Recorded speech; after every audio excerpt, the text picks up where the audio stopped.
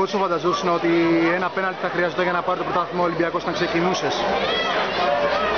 Όχι. Δεν φανταζόμουν το ίδιο φινάλε. Ξεκινήσαμε πολύ διαφορετικά. Σε διαφορετική... Μια χρονιά ξεκίνησε περίεργη για τον Ολυμπιακό. Αλλάξανε πάρα πολλά. Δεν περίμενα ότι θα υπάρχει το ίδιο φινάλε. Πριν συνεχίσω θέλω να δώσω χαρακτήρα στην Ολυμπιακό που κατέκτησε το πρωτάθλημα. Θέλω να πω όμως ότι αν το κατακτήσαμε, αυτό που θα έλεγα θα ήταν ότι και οι δύο ομάδες αξίζαν να πάρουν το πρωτάθλημα αυτό. Παλέψαμε σώμα με σώμα μέχρι το τελευταίο δευτερόλεπτο και κρίθηκε στη ρουλέτα που λένε στα πέναλτι. Βέβαια εκεί πάλι μετράει η ικανότητα και των παιχτών και των τερματοφυλάκων και η τύχη. Εμείς φέτος την τύχη σε κάποια σημεία δεν την είχαμε μαζί μας. Χάσαμε 3 φορές στα play-off διαδικασία των πέναλτι. Έτσι είναι η ζωή. Όμως έχουν κρυφθεί πολλά παγκόσμια πρωταθλήματα και σε πολλοί αγώνες τελικοί σε πέναλτι. Τι να κάνουμε. Έτσι είναι η ζωή. Δυστυχώς θα μπορούσαμε εμείς να πανηγυρίσουμε τώρα, αλλά ένα πέναλτι και μένω στο πέναλτι της κανονικής περίοδου που τέλει το παιχνίδι, ίσως εκεί τώρα να ήταν τα πράγματα διαφορετικά. Το έχασε ένας πολύ έμπειρος αθλητής μας, ο Δημήτρης Ομάρης, που φέτος μας έδωσε, πιστεύω έκανε ένα από τα καλύτερα από τα αθλήματά του. Έδωσε πάρα πολλά πράγματα στην ομάδα και άξιζε αυτό πέρα να το βάλει και να βάλει τη σφραγίδα του. Έτσι είναι όμως η μοίρα, έτσι είναι, θα φαίνει καμιά φορά η μοίρα και έχουμε αυτό το φινάλε τώρα.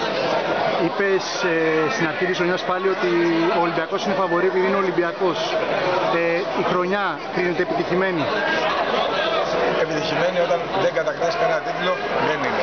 Από εκεί και πέρα. Εγώ προσωπικά ενθερμώ αυτή τη στιγμή. Νιώθω μόνο περηφάνεια για τους αθλητές που δούλεψαν μαζί τους. Πιστεύω ότι ανατρέψαμε πολλά δεδομένα φέτος. Ανατρέψαμε πολλούς κανόνες του αθλητισμού, όχι της αεροσφαίρησης. Όχι μόνο εμείς, η διοίκηση του Ολυμπιακού, οι συνεργάτες μου και οι αθλητές και όσοι ήταν κοντά μας. Νομίζω ότι παλέψαμε φέτος όσο δεν πάλεψε η ομάδα αυτή και όλοι μαζί δεν παλέψαμε τα τελευταία 20 χρόνια. Έγινε μια μεγάλη προσπάθεια. Δεν στέφθηκε με ένα τίτλο. Αλλά έτσι είναι η ζωή. Τώρα είναι βέβαια λίγο επειδή είσαι ενθερμό. Η νέα χρονιά τι θες να σου φέρει στην ομάδα? Τι θέλεις να αλλάξει στην ομάδα? Αν μπορούσε να πεις κάτι και να ζητήσεις. Δεν θέλω αυτή τη στιγμή να πω κάτι θέλω να αλλάξει. Θέλω να φέρει υγεία, θέλω να φέρει μυαλό με μυαλό να σχεδιάσουμε τη νέα χρονιά. Και υπομονή, γιατί χρειάζεται υπομονή, η καιρή είναι δύσκολη και ο Ολυμπιακός δεν είναι στα καλύτερά του στα οικονομικά, αυτό πρέπει να τα λέμε.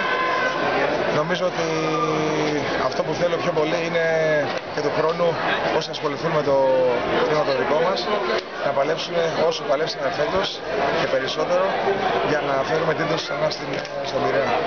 Κότσι, χαρακτηρία την υπέροχη χρονιά. Ευχαριστώ πολύ.